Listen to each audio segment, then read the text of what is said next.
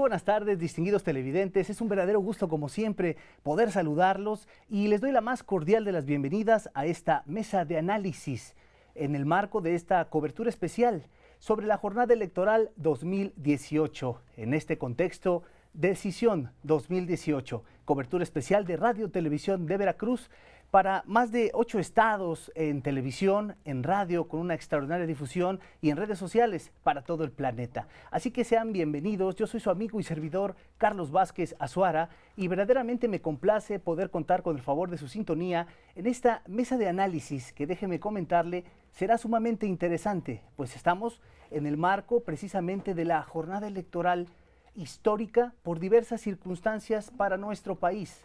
Vale la pena comentarla, analizarla y sobre todo que si usted no ha acudido a la urna a votar, hágalo. Es una cuestión indispensable para poder consolidar el aparato democrático que nos regula. Así que sin más preámbulos le doy la bienvenida nuevamente a esta mesa de análisis y déjeme comentarle que los tópicos versarán precisamente sobre las expectativas que se tienen una vez que precisamente los aspirantes al poder lleguen a encontrarse ya en los cargos públicos. Y para eso, queridos televidentes, tenemos un panel de lujo, invitados, expertos, que evidentemente conocen bastante sobre estas temáticas. Por ello, quiero darle la más cordial de las bienvenidas en el orden que nos encontramos aquí. Primero, a nuestro distinguido amigo, el doctor Rafael Vela Martínez, que nos acompaña esta tarde. Mi querido doctor, muy buenas tardes. Muchas gracias, Carlos. Bienvenido. Es un placer siempre compartir contigo y con mis colegas del Colegio de Veracruz. Al contrario, es un honor para nosotros y con el mismo agrado quiero recibir al doctor Lauro Rodríguez, que también del Colbert está aquí con nosotros. Mi querido doctor. Querido Carlos, muchas gracias por la invitación. Qué gusto saludarte y tenerte con nosotros. También nos acompaña nuestro distinguido amigo, el doctor Mauricio Lascurain, otro extraordinario académico. Mi querido doctor. Carlos, ¿qué tal? Mucho gusto. Un gusto tenerte con nosotros. Gracias. Y déjeme comentarle que también nos acompaña el maestro José Santiago. Él es conductor de Radio Televisión de Veracruz y evidentemente trae toda una perspectiva de la cuestión indígena que indudablemente está relacionada con los procesos electorales. Estimado maestro, bienvenido. Gracias por estar con nosotros. Gracias. Gracias por aceptar la invitación. Pues sin más preámbulos vamos a dar continuidad a los temas que nos interesan sobre esta histórica jornada electoral 2018 y sin duda alguna la pregunta obligada que estamos ya precisamente cerca de concluir con el horario oficial para emitir el sufragio. Después de las 6 de la tarde comienzan los conteos que permitirán visualizar resultados próximos. Hasta este momento, en este minuto, todavía tenemos ciertas restricciones con relación a lo que se puede manifestar en materia electoral. Sin embargo, el análisis sobre el que versa esta mesa precisamente integrada para ustedes, tiene que ver con esas expectativas de los aspirantes al poder una vez que lleguen a los cargos. ¿Cuáles son sus principales retos? ¿Qué esperamos de ellos? Y para comenzar, lanzo la pregunta para nuestro distinguido panel. ¿Qué retos se enfrenta indudablemente los aspirantes al poder una vez que sean candidatos electos derivado de esta jornada electoral sobre uno de los temas que más preocupan indudablemente a la ciudadanía, como lo es la seguridad y el combate a la corrupción? Dos elementos indispensables que, derivado de lo advertido en todas las campañas, pues se han establecido ciertas pautas. ¿Estas se van a poder materializar? ¿Son problemas que se pueden resolver en un sexenio, en evidentemente un periodo de cargo electivo, 3 o 6 años, según corresponda? Y vamos a comenzar con esta pregunta y yo quisiera cederles el uso de la voz, queridos colegas de esta mesa, para que comencemos con el análisis. Bueno, yo creo, antes que nada, habría que hacer una distinción entre porque son elecciones concurrentes, entre lo que se esperaría en el contexto nacional y también para el caso de Veracruz. Para el nivel nacional, me parece que independientemente de quién gane, no se va a generar un cambio tan drástico. Hay un fortalecimiento de las instituciones, pero además hay compromisos que son muy difíciles de saldar. Pongo el caso. En materia económica, tan solo tenemos una deuda que ha crecido enormemente en los últimos sexenios y que representa más del 50% de la riqueza que se genera anualmente a nivel nacional. De tal manera que el pago de los intereses es algo que va a limitar el ejercicio del presupuesto. Y en el contexto social, pues tenemos un grave problema en términos de lo que es la pobreza. No obstante que cada vez se le invierte más a estos programas y existe mayor número de programas asistencialistas, cada vez existe mayor número de pobres a nivel nacional. En el caso de Veracruz, al revisar las plataformas electorales de los diferentes contendientes, lo que encontré fue 3 ausencias muy delicadas. Primero,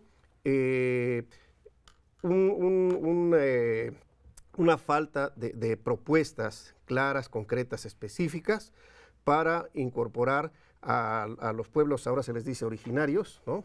Los grupos étnicos, a la dinámica económica del estado de Veracruz. Estamos hablando de más de 1,5 millones de habitantes, que además tienen una característica muy importante, que tienen un acelerado envejecimiento, del cual no se había dado a conocer esto, pero hay incluso municipios que tienen más del 20% de su población total, y que es indígena, y que son mayores de 65 años. Entonces, bueno, no solo tienen una condición de pobreza, sino es muy difícil poder incorporarlos. Segundo, hay una ausencia en términos de lo que es la economía del conocimiento. No se advierte una propuesta clara de cómo se vislumbra Veracruz en términos de esta 4ª revolución tecnológica, de esta perspectiva de la digitalización. Y tercero, muy rápidamente, también no hay propuestas muy específicas de cómo incorporar a los jóvenes a la economía. Por supuesto que todos tienen sus apartados.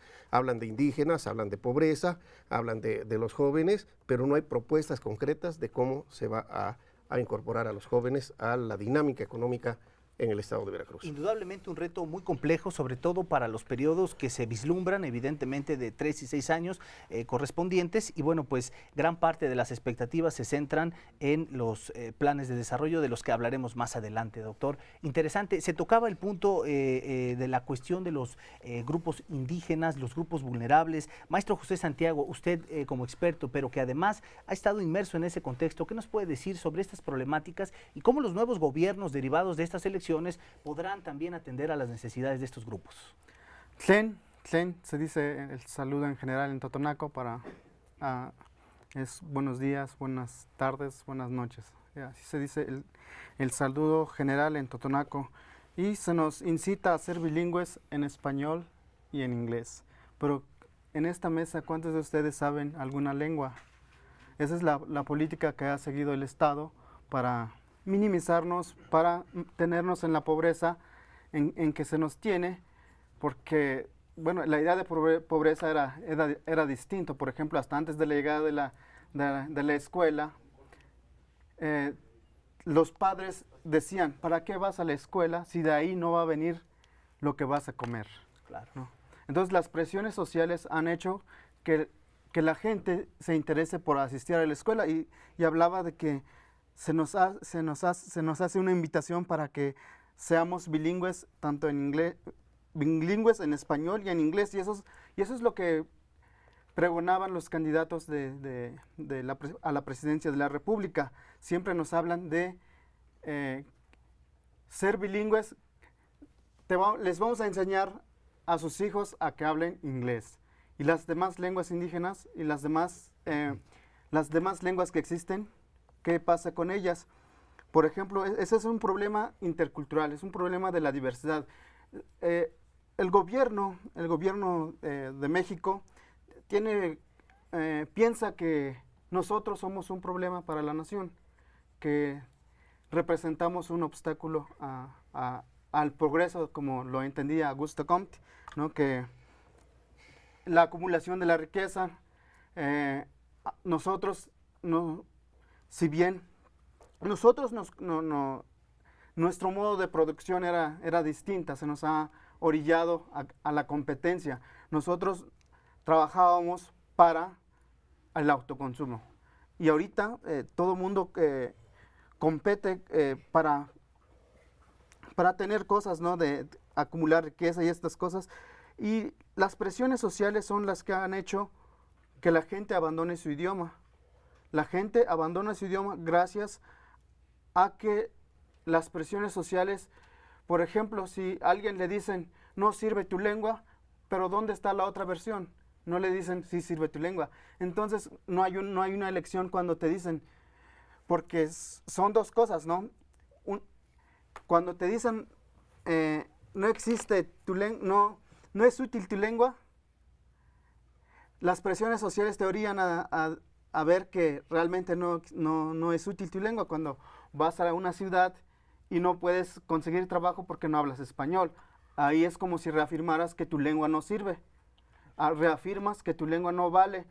Entonces, automáticamente piensas que le debes dejar de hablar en totonaco, en náhuatl, en mije a tus hijos. Eso es lo que está pasando. Sigue siendo una deuda, maestro José Santiago, de los gobiernos, evidentemente la atención prioritaria a los grupos indígenas, evidentemente en un país con un alto índice de comunidades indígenas. Sí, y se aprovechan de la gente indígena precisamente porque no domina español, porque no conoce las leyes que han impuesto precisamente en esas regiones, porque no son sus leyes las que rigen en sus territorios, son leyes ajenas.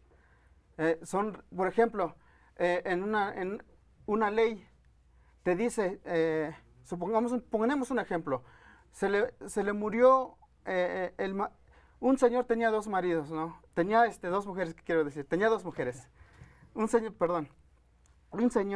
tenía dos mujeres, pero nunca estuvo casado. Ajá, entonces, tiene dos mujeres, se muere el señor, y la ley del extranjero te dice, no, pues hay que darle prioridad a esta mujer porque tiene hijos y no va a poder mantener a sus hijos. Y por otro lado, el totonaco dice, no, pues quien tiene que ayudarse, a quien se le tiene que ayudar es a la que está soltera porque no tiene nadie quien vea por ella. Es interesante porque ahí entran los usos y costumbres, maestro, y yo quisiera preguntarle, porque eso es muy importante lo que usted está diciendo, usos y costumbres, leyes evidentemente que no aplican para los pueblos indígenas, o aplicando evidentemente son potestativas. Maestro, estamos en un proceso electoral histórico, los candidatos han prometido mucho y estamos ya por visualizar resultados, independientemente de quién llegue. ¿Las comunidades indígenas tendrán buenas expectativas derivado de este proceso electoral?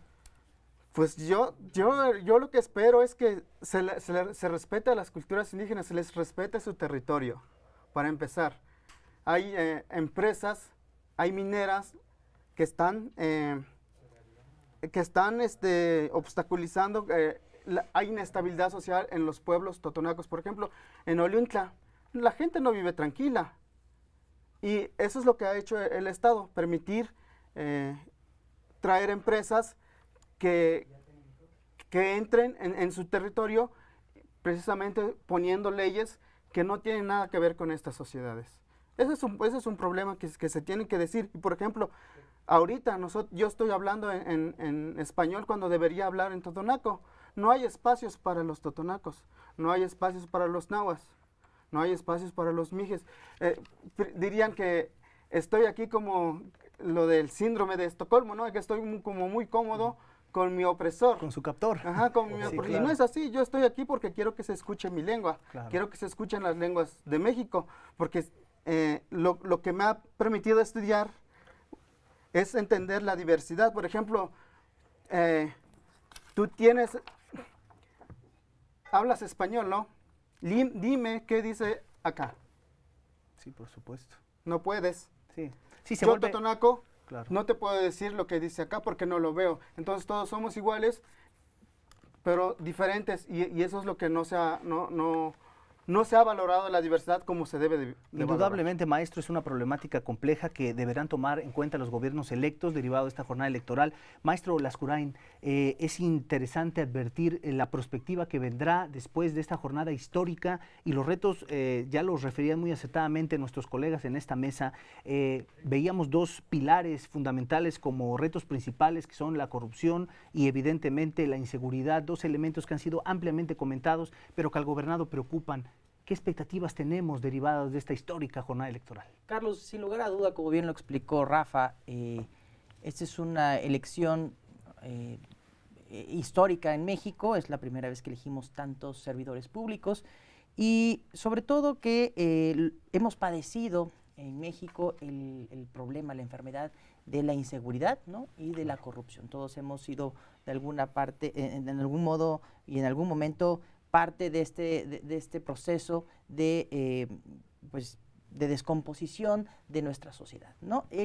Cada uno de los candidatos que están presentes en esta jornada pues han propuesto algunos métodos para poder reducir la seguridad y para poder reducir la inseguridad, perdón, y tratar de combatir la corrupción desde un fiscal independiente, que la mayoría de ellos está a favor de esto.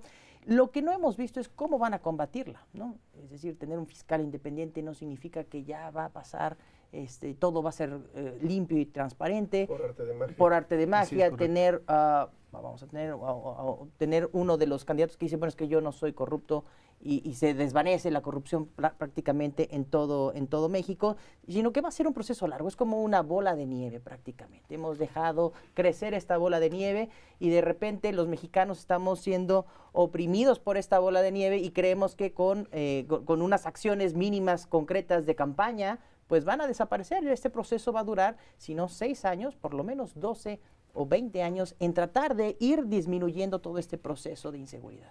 Entonces, el reto para el que sea, tanto estatal como nacional, será enorme, requerirá de sus congresos y de los acuerdos de política, de verdad, de política, para poder llegar a por lo menos encaminar nuestro país hacia la reducción de estos índices tan altos que tenemos de inseguridad y sobre todo que en diferentes indicadores internacionales estamos catalogados como uno de los países más corruptos en el mundo, ¿no? Así es. Entonces, las acciones son dudosas por parte de todos los candidatos. Hasta este momento no hay ningún candidato que nos convenza con que en el momento de su llegada van a reducir los índices de corrupción y de seguridad. Me parece que existen las instituciones, existen las leyes, pero está pasando algo que no está funcionando correctamente en México, ¿no? Este sistema, y sobre todo, bueno, esperemos que estos sistemas anticorrupción empiecen a tener una mayor participación. Hace poco tuvimos también la elección en Veracruz de este Comité Ciudadano Anticorrupción, y esperamos que tengan todo el respaldo por parte de las instituciones públicas para que veamos efectos inmediatos o por lo menos en el corto plazo de este tipo de ejercicios ciudadanos. No, indudablemente estamos de acuerdo, doctor, usted lo ha dicho de manera muy puntual, son procesos que van a llevar tiempo, pero esta incertidumbre indudablemente aqueja a todos los ciudadanos, a todos los gobernados. Doctor Lauro Rodríguez, está por terminar esta jornada electoral 2018, 6 de la tarde se cierran todas las casillas de manera formal. Ahora lo que nos interesa a los gobernados es saber qué sigue, independientemente de quién logre llegar al poder. Nos interesa quién nos va a resolver los problemas, y esos dos tópicos resultan indispensables de comentarse, doctor. Bueno, los problemas los tiene que resolver obviamente la autoridad que llegue en términos de su competencia. En esto, acuérdate que cuando hablamos de políticas de Estado, tenemos que recurrir a la definición de Estado, y en la definición de Estado no está solo el gobierno, también la sociedad tiene que participar. Es decir, es un esfuerzo conjunto de toda la sociedad en poder resolver los problemas, como este de la inseguridad, que es uno de los retos principales que tenemos a nivel nacional y en la cuestión del Estado también. Yo veo que de alguna manera las propuestas que se hicieron fueron equivocadas, incluso incorrectas en muchos casos. La percepción que se tiene es de que únicamente ven como un problema de número de policías, cuando no es así. Claro. O sea, sí hay un problema de número de policías, y Rafa, que es un experto en el tema, lo podrá constatar. Tenemos alrededor de 350,000, 370,000 policías preventivos a nivel nacional, pero solo tenemos 19,000 ministeriales, es decir, los que hacen la investigación de una vez que se comete un delito son solo 19,000 a nivel nacional en términos del fuero federal. Insuficientes. Claro, totalmente. ¿Cómo podemos pedirle a 19,000 personas que investiguen, por ejemplo, 100,000 homicidios al año? Es imposible. Hemos focalizado el querer contratar más policías preventivos y hemos dejado de fortalecer la Procuración de Justicia, que es donde se necesita, pero además se necesita un policía investigador, porque con las reformas que se hicieron a la Constitución, el artículo 21 constitucional ahora ya no le da la competencia de investigar el delito al Ministerio Público, sino de presentar el caso. Claro. El investigador es la policía. Y ese fue un cambio radical de las nuevas reformas que tenemos en materia de justicia penal que nos están impactando. Por otro lado, tenemos un nuevo sistema de oralidad en donde los servidores públicos, y eso es lamentable, no están absorbiendo realmente la información de cómo se debe operar un policía, un ministerio público, un juez. Aunque los jueces son los más preparados en esto, el problema lo tenemos en la policía preventiva, que a la hora de que presenta un delincuente, pues obviamente la nueva ley tiene una presunción de inocencia. Entonces vemos casos que en la tele lo reportan, ¿no? A este cuate lo detuvieron 60 veces robando y 60 veces lo sacaron de la cárcel, ¿no? O sea, de la detención. ¿Por qué? Porque el nuevo sistema te lo permite. Entonces tenemos que aprender a usar este sistema, preparar a la gente, preparar a los servidores públicos, porque ya el reporte ya no es por escrito. Ahora un policía se vuelve testigo, se vuelve parte en el procedimiento penal y obviamente lo que está sucediendo es que se está saliendo de la cárcel y de las detenciones todo mundo. Eso es un problema serio. Incluso algunas personas del Poder Judicial en materia penal me han comentado que el número de casos que atienden ha disminuido mucho precisamente por este tipo de factores. Y ahí, en este tipo de casos, en este tipo de problemas que son reales, que se están sucediendo, tanto en el área preventiva como de procuración de justicia, como de impartición de justicia, los candidatos no dijeron nada. ¿Alcanza el tiempo para que todas esas promesas de campaña que conocemos perfectamente bien se materialicen en el próximo gobierno? No, digo, 6 años es muy poco tiempo para resolver un problema, por ejemplo, en materia de seguridad, que tiene alrededor de 40 años gestándose esta debacle que tenemos actualmente. No es de ahora, no se gestó en un sexenio. Desde los años 80 más o menos, el cambio que hubo, sobre todo con la operación de la delincuencia organizada, ya nos mandaba mensajes de que algo estaba sucediendo. En el 97 se crea el Sistema Nacional de Seguridad Pública, precisamente para contrarrestar. En el 2003 México firma un tratado internacional en materia de delincuencia organizada transnacional, precisamente porque ya había un problema que a nivel mundial se estaba manifestando y sin embargo no se hizo nada. Se firmaron los documentos, pero en términos operativos seguimos igual. Te pongo un ejemplo. Teníamos 5 academias regionales de seguridad pública y hoy por hoy no hemos podido consolidar, ya no 5 academias regionales, sino un sistema homologado de capacitación policial. Cada entidad federativa pone los cursos que quiere, con el tiempo que quiere, con la calidad que quiere. No hay certificación en esta materia y ahí tenemos un fallo enorme. Claro, un talón de Aquiles que llama mucho la Así atención. Queridos televidentes, indudablemente seguridad y corrupción han encabezado la lista de los problemas que la ciudadanía exige para que se resuelvan. Pero otros de los 2 tópicos que siguen en la lista de prioridades para nuestro país, sin que esto evidentemente desdeñe otra cuestión, lo representan la educación y la oferta de empleo. La gente quiere saber dónde podrá colocarse para llegarse de recursos, evidentemente subsistir ellos y sus familias, y que cada vez haya más áreas de oportunidad para seguir creciendo en estos rubros.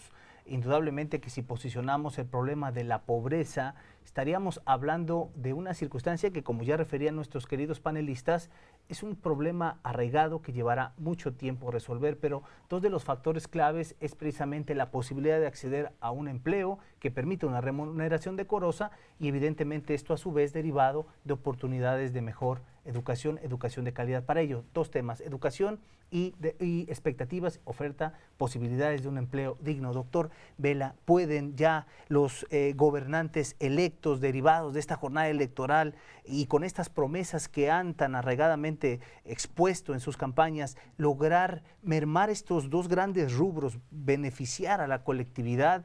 ¿Y qué expectativas tenemos los ciudadanos? Bueno, indudablemente son 2 problemas muy graves, la educación y el desempleo, el rezago en materia educativa.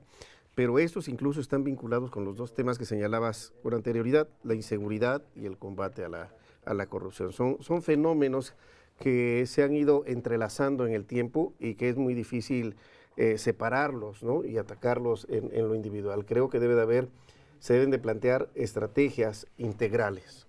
El doctor Mauricio Lascurain hace rato señalaba algo muy importante, hablaba de procesos. Quien quiera que llegue a la presidencia, quien quiera que llegue a la gubernatura, no podemos esperar que vaya a resolver las cosas de un momento a otro, ¿no? Lo decía el mismo doctor Lauro.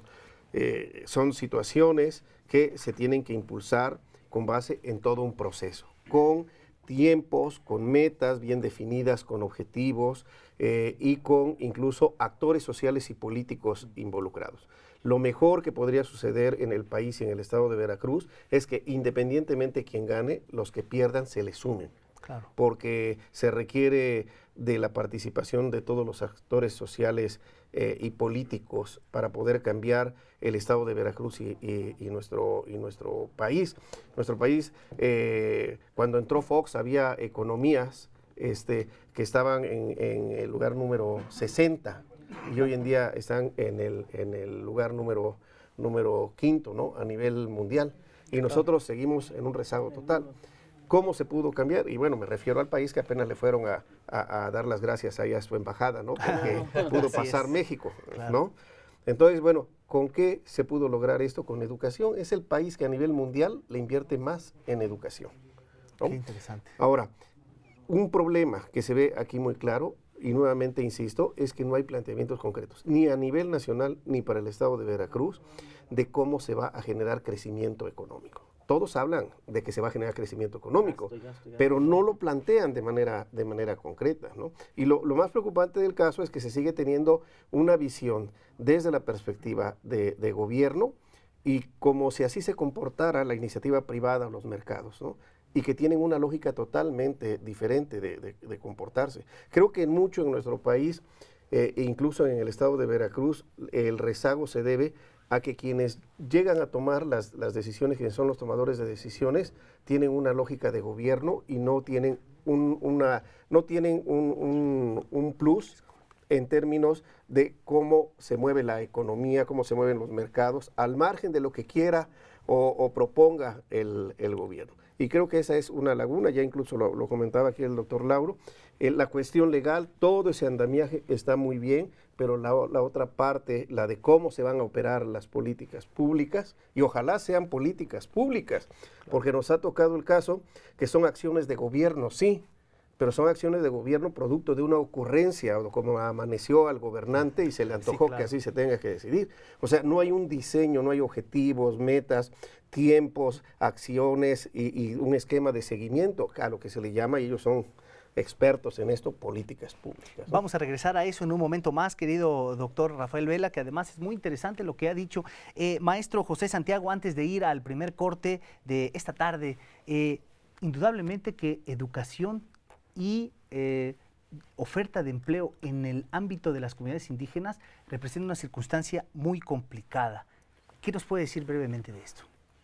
Pues antes que nada, quiero decir que se tiene que ver la cuestión de cómo educamos a las personas, en el sentido de que nosotros, los que pertenecemos a las culturas de México, se nos educa en español cuando nosotros hablamos una lengua distinta. Entonces somos extranjeros en nuestro propio territorio. Eso es lo que se tiene que ver. ¿Y los gobiernos no han logrado abatir estos rezagos? No, como decíamos en un principio, los que están de candidatos les interesa un bilingüismo inglés-español y marginar el bilingüismo que de por sí ha existido en México. Hay más de 60 lenguas y las variantes, más de 360 y tantas variantes de las cuales se habla, pero seguimos, esos gobernantes, pues, candidatos, pues no saben de las lenguas.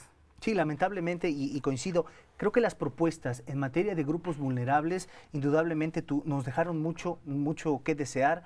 Todavía no tuvieron a bien plantear las expectativas, pero después de esta jornada electoral, esperemos que ese llamado a las autoridades que queden electas logren cumplir ese cometido, sobre todo en esta problemática, maestro José Santiago, que usted plantea de manera muy acertada. Los grupos vulnerables, las comunidades indígenas en cuanto a lengua, en cuanto a usos y costumbres, evidentemente la formación educativa y expectativas de empleo tienen que crecer, sobre todo en un país con ese crecimiento. Vamos a un corte, queridos televidentes. Les recuerdo que estamos en esta mesa de análisis derivados de la cobertura especial Decisión 2018 por Radio y Televisión de Veracruz, redes sociales, y bueno, los invitamos a que se sigan quedando con nosotros. Es breve, no le cambie, ya volvemos.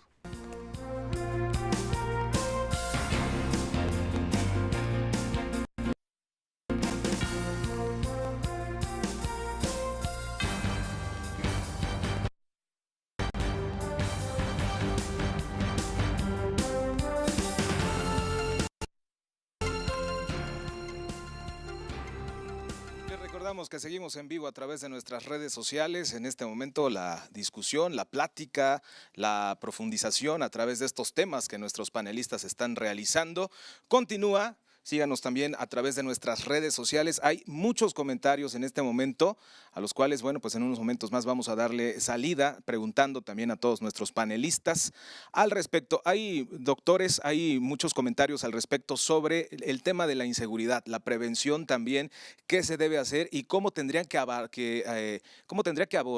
esta misma problemática quien gane la presidencia de la República, quien gane también la gubernatura del estado de Veracruz. Otro tema también que es coyuntural es la reactivación del sector primario. Por años se ha dicho que Veracruz pues finalmente es el bastión de México, pero se ha visto abandonado durante los últimos sexenios. ¿Cuál sería esa misma estrategia para poder reactivar el campo veracruzano, detonar también? Otro de los comentarios que nos están haciendo es el tema de las zonas económicas especiales. ¿Cómo tendrían que abordarlo quien llegue a la gubernatura del estado de Veracruz y cómo se tendría que apuntalar también con la federación? Y bueno, por supuesto, también nos están comentando acerca del bilingüismo en el tema de los juicios orales. ¿Existe verdaderamente la capacidad en el sistema de justicia para capacitar a estos mismos defensores de los pueblos indígenas? Son muchas preguntas que en este momento nos están haciendo. Seguimos nosotros a través del Facebook Live esta misma transmisión. Les recordamos, estamos en vivo en este momento, estamos en pausa a través de la radio, de la televisión, en radio y en televisión. En las redes sociales continuamos. Bueno, invitamos a que usted nos siga acompañando al respecto, nos siga cuestionando, nos siga haciendo algunos planteamientos en las redes sociales. En unos minutos más vamos a continuar con nuestros panelistas. En este momento en el 107.7 de frecuencia modulada, Radio Más, la radio de los veracruzanos, 842-3566 y 3567 son los teléfonos para que desde cabina usted pueda realizar sus preguntas. También a través de la televisión de los veracruzanos por TV Más, estamos en Facebook y también en nuestras redes sociales. Le invitamos para que continúe con nosotros aquí en la señal de la radio y de la televisión de los veracruzanos. En esta mesa de análisis, la segunda de esta cobertura que estamos realizando desde muy temprana hora aquí en Radio Televisión de Veracruz. Estamos a punto de regresar de esta misma pausa. Le recuerdo, se encuentra en la mesa de analistas el doctor Mauricio Lascurain, se encuentra también del Colbert, el doctor Lauro Rodríguez, el doctor Carlos Vázquez Azuara por parte también de la Universidad de Jalapa y el CONACYT, por parte también de CONACYT y la Universidad Veracruzana, el doctor Rafael Vela Martínez y también el doctor José Santiago, candidato a doctor, en este momento maestro de los pueblos originarios, quien también nos ha estado acompañando a lo largo y ancho de esta transmisión que hemos iniciado desde en punto de las 7:30 de la mañana. Nosotros, en cuestión de segundos, vamos a continuar con nuestros panelistas para que sigan abordando temas que resultan coyunturales. ¿Quién ganará la elección? Aún no se define. Esperamos a que den las 6 de la tarde. Esperamos también el ejercicio del conteo rápido, que será por ahí de las 8 de la noche, el PREP. Como han mencionado ya, Lorenzo Córdoba Vianelo del INE y también aquí en el OPLE, tardará un poco más. Continuamos con nuestra mesa de análisis.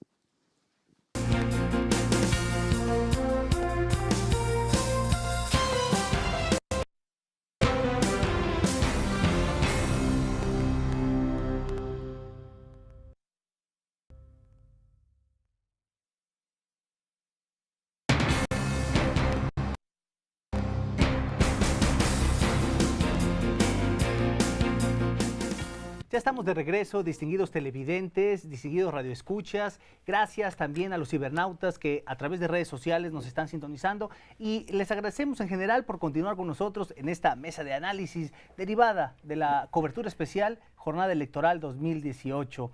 Y antes del corte, queridos televidentes, estábamos advirtiendo las cuestiones relativas a qué esperamos los gobernados ya después de esta jornada electoral en materia educativa, en materia de acceso al empleo, pero se han sumado, derivado de sus comentarios, opiniones y puntos de vista, precisamente a través de redes sociales, puntos muy interesantes con los que vamos a cerrar esta segunda parte. Pero antes de continuar, queremos escuchar al maestro José Santiago sobre algunos tópicos relativos, y yo quisiera que integrara en su respuesta, maestro, algo relativo a este bilingüismo. Usted afirmaba las cuestiones precisamente de la lengua, el dialecto, y bueno, se incorpora una figura de justicia penal de corte acusatorio, los famosos juicios orales.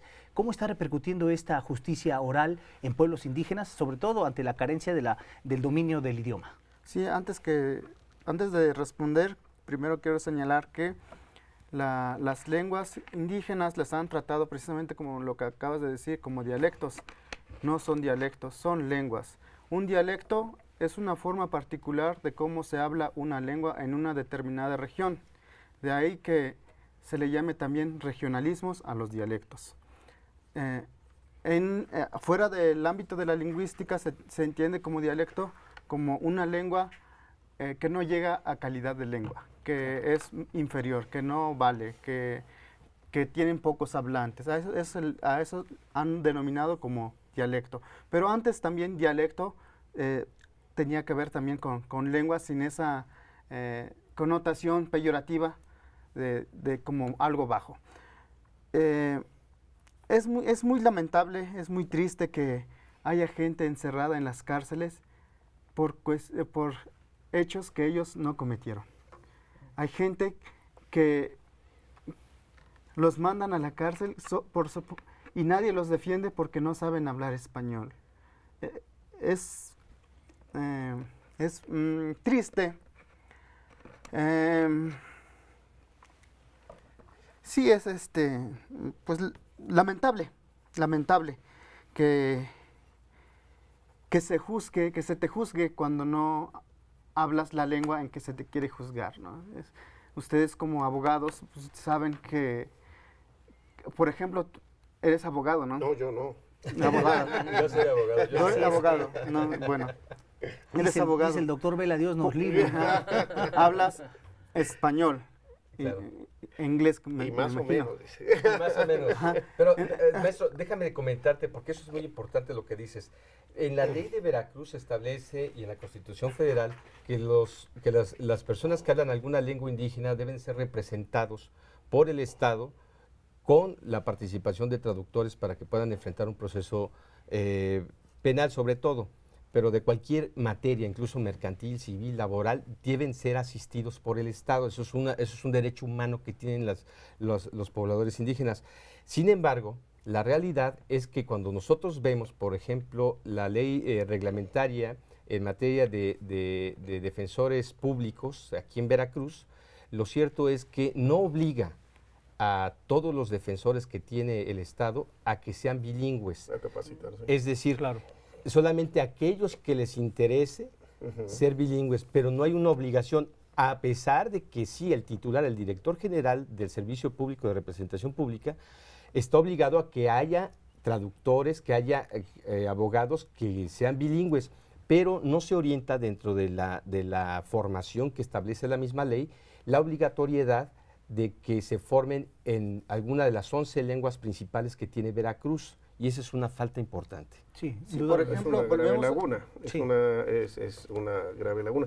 A mí me parece muy importante lo que estás planteando porque atiende mucho a la cuestión cultural, ¿no? Lo que me preocupa es en el escenario de lo que viene, a partir del día lunes, o sea, cómo incorporar esta parte. Evidentemente es algo muy preocupante, ¿no? Yo como economista, a lo mejor tendría otras preocupaciones mayores.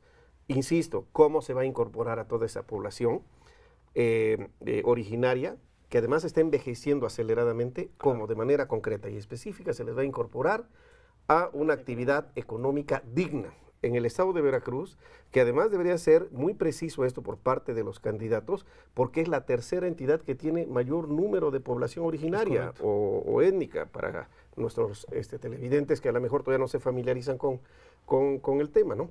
Y yo creo, incluso retomando lo que planteaba hace rato nuestro querido amigo Ángel Vivero, que tiene que ver también con una cuestión de la reactivación del campo. Yo estoy convencido, y lo hemos discutido en otras mesas aquí con el doctor Lascurain, con el doctor Lauro, que el problema del crimen organizado y de la delincuencia en nuestro país, como en el estado de Veracruz, no se va a resolver a balazos. Claro. Se va a resolver en el momento que le cortemos el suministro de mano de obra barata que llega a las ciudades y que se pueden son susceptibles de incorporarse debido al desempleo y la pobreza en la que viven, son susceptibles de incorporarse a estas situaciones ilícitas. ¿Y cómo? Solo puede ser en la medida que se voltee la mirada hacia lo que es el sector agropecuario en Veracruz. Del 100% de los productos agropecuarios que consumen los veracruzanos, de los productos que vienen del campo, solo el 25% se está produciendo en Veracruz. O sea, esto nos habla ya del tamaño de la crisis del sector agrícola y del sector agropecuario en general que se está viviendo.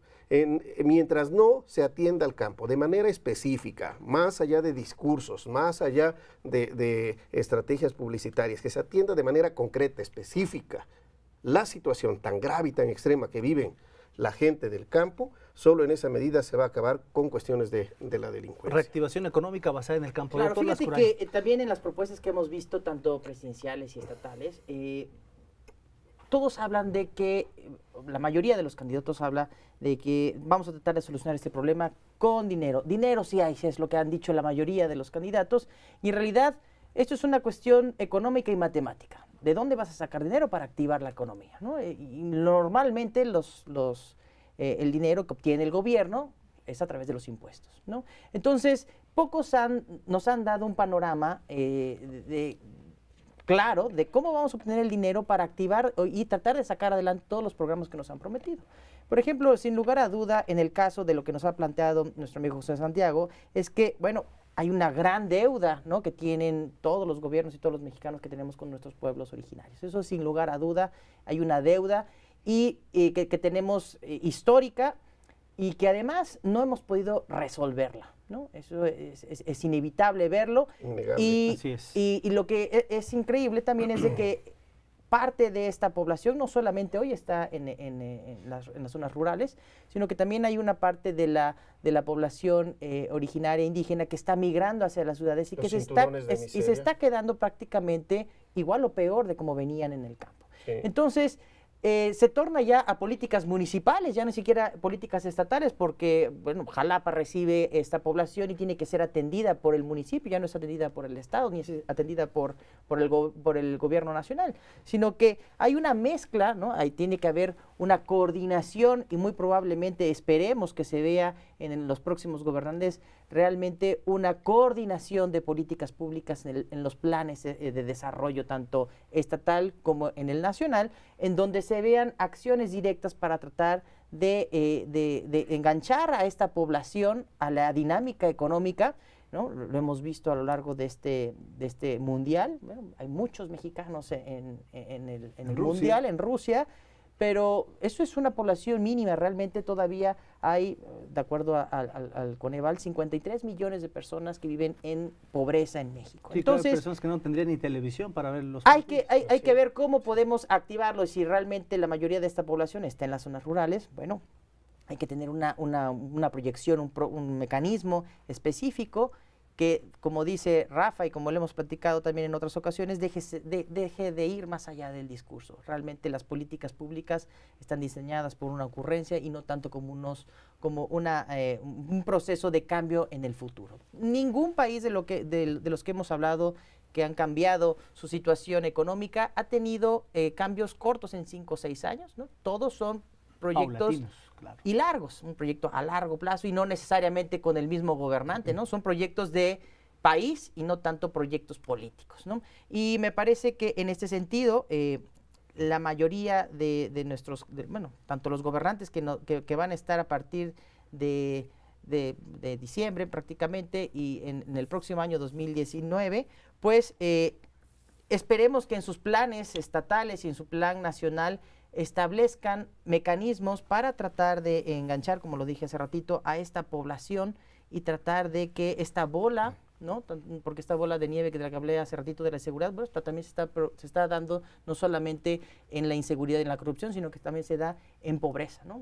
Prácticamente hay más población en México, pero también crece, ¿no? Muy bien, hablábamos hace un rato de los problemas de seguridad y los problemas de evidentemente que esto involucra también la prevención. Vamos a regresar a eso en un momento más, pero quiero someter a consideración de esta mesa otro de los puntos interesantes que los televidentes, los radioescuchas, los cibernautas desean conocer sobre las expectativas ya al concluir esta jornada electoral, qué nos espera y sobre todo qué plan tienen los futuros gobernantes y quienes aspiran a los cargos públicos en materia evidentemente de zonas económicas especiales y sector primario. Ustedes saben, se han familiarizado con esos conceptos. Vamos a escuchar qué expectativas tenemos, queridos televidentes, radioescuchas, cibernautas, una vez que los electos lleguen al poder. Doctor Lauro Rodríguez. Mira, las zonas económicas especiales, incluso hay una ley al respecto, establece criterios para poder integrarse. Digamos que es la definición de un espacio geográfico, económico, en el cual va a tener un tratamiento especial por parte del Estado, el Estado federal, las entidades federativas y los municipios, en el cual coparticipan junto con la sociedad para impulsar el desarrollo de estas zonas.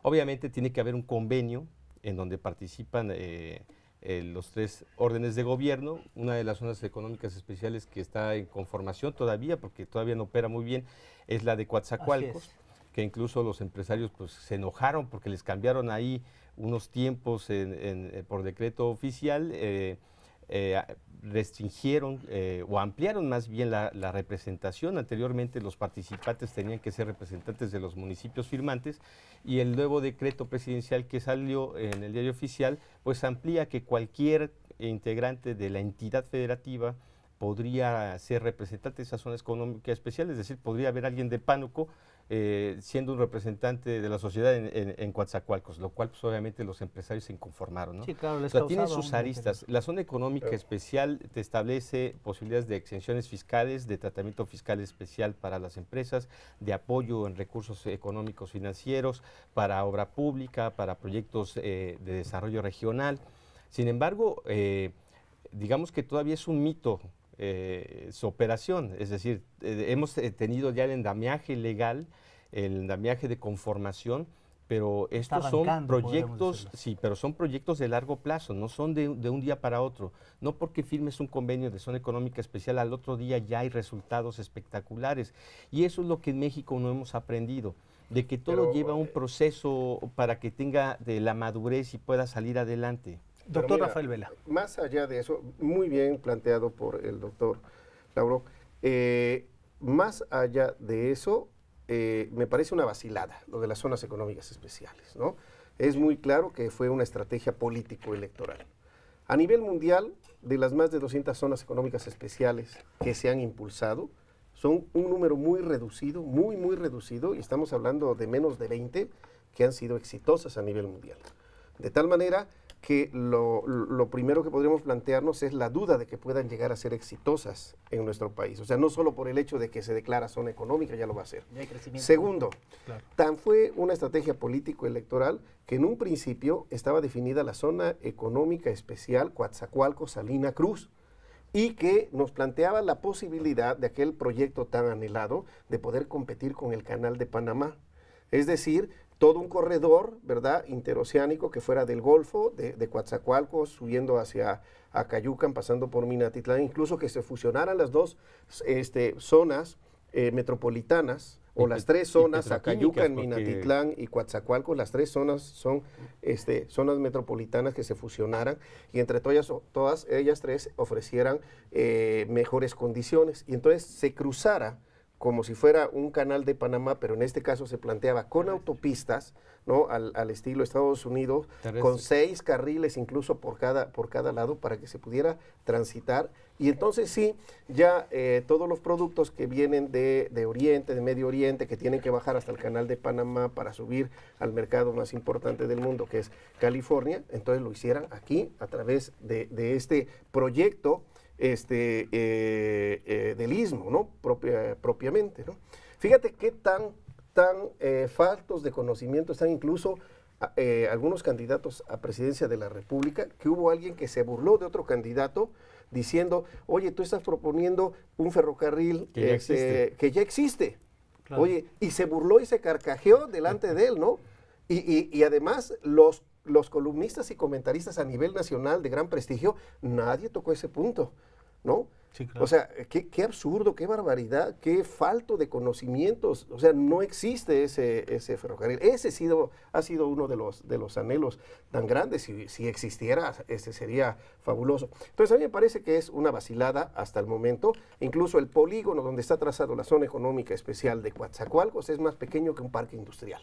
Así de ese tamaño. Sumamente cuestionable. Doctor Mauricio Lascurain. Y sobre todo que también tiene una naturaleza, ¿no? En el caso específico de Coatzacoalcos es petróleo, ¿no? No, lo que se va a fomentar es prácticamente más empresas petroleras en donde la dinámica de la zona, pues después de esta reforma energética, bajó drásticamente el empleo en esta región y me parece que la zona económica debería de expandir un poco más sus características, no solamente para el desarrollo de la petroquímica, que bueno, por naturaleza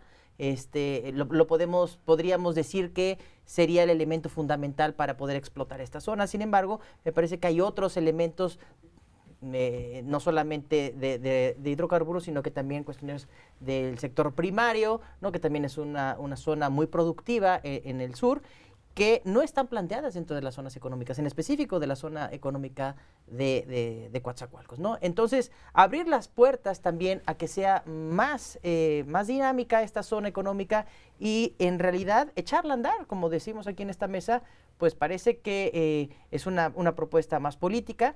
En este caso, esperemos que nuestros próximos gobernantes pues se les prenda realmente el foco y digan, bueno, ya tenemos este espacio legal para poder reactivar una zona. Vamos a tratar de que en esta zona se siga produciendo lo que hace la mayor parte de las personas que están dedicadas a la petroquímica, pero también empezar a hacer otras cosas, ¿no? En el Istmo de Tehuantepec hay hay una situación natural para el viento, bueno, tratar de meter otras energías que también podrían ser positivas y generar otro tipo de dinámica, ¿no? Más moderna, por supuesto, modernizar la zona de Coatzacoalcos y si es posible, en su defecto, pues también empezar a tener otras oportunidades de trabajo, no solamente en petroquímica. Interesante, mi querido doctor Mauricio Lascurain. Maestro José Santiago, en este contexto, evidentemente, ¿cómo se trastoca la parte de los pueblos indígenas? Yo quiero hablar en totonaco. Adelante, estimado maestro, por favor. Sí. Para todos los televidentes, radioescuchas y cibernautas, el maestro José Santiago se pronunciará en totonaco, evidentemente, bajo la óptica de inclusión.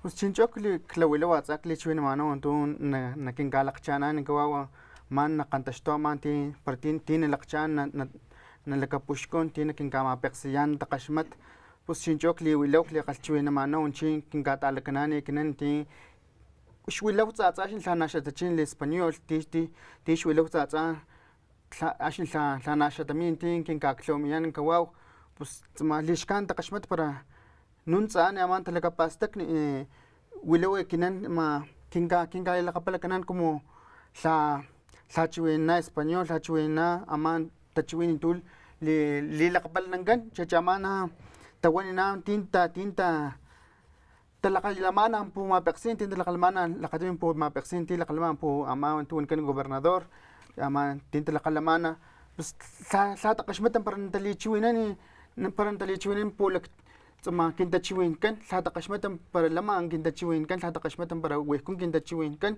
man tilakpuwan talichiwinan tipatun tachiwin natawila man taaksan inglés para tlataqsan para totonaco tlataqsan para miji tlataqsan para nahuatl tlataqsan katuwa tachiwin tu tsa wi Oaxaca ma Veracruz Puebla tlan tipalhuwan tachiwin wilakgo tlakaqsankan man intipatun lu aklhawamikan kawaw pues lámpara tsalakatuksan kawaw mapekgsinanin usuxinanin tin tsama chiwinan totonaco atsa kiti kunkutun tlakalakgmakgan timintachiwinkan mas kintojka kakilhuantawi kitatsan para tlantsa lakgtsankutuna para luntsa u kiti kliwin kawaw naklichiwinan tse nalakgtsinkan kintachiwinkan tse natakgaxmatan kintachiwinkan tlatsamani makgstim para xtakgaxmat makgtimichu xtakgaxmat kintachiwinkan pues de manera generalizada, maestro, ¿cuál sería el mensaje, evidentemente ya en español? Muy bien, pues espero que no hayan tenido juicios de valor, como siempre pasa. Cuando la gente habla totonaco, por ejemplo, yo regularmente hago senderismo con otras personas, aunque no se note por mi complexión, pero siempre que vamos a caminar y hablo en totonaco con un paisano, se nos reprime, porque pues no estarán hablando mal de nosotros. Ese es el juicio de valor que siempre se genera. No estarán hablando mal de nosotros. Por ejemplo, en